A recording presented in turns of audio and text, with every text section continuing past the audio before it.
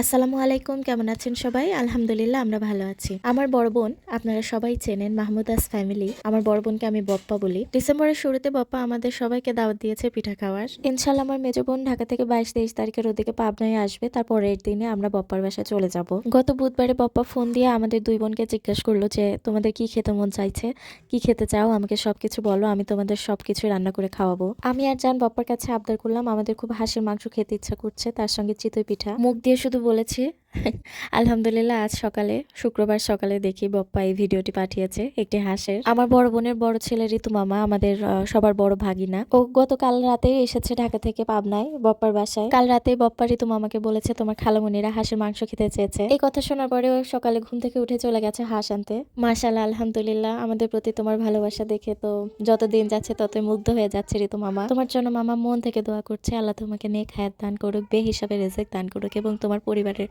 সকল বিপদ আপদ আল্লাহ দূর করুক। আর বাবা তোমার কথা কি বলবো, দোয়া করি তোমার মতো বড় বোন প্রতিটা ঘরে ঘরে হোক, শুধু কথাই না কাজে এবং দায়িত্বেও তুমি বড় বোন। আমার ছোট্ট আদরের দুই বোন, দেখো তোমার ভাগনা বলেছি তোর আন্টিরা চিতই পিঠা খাবে পঙ্খি মাংস দিয়ে।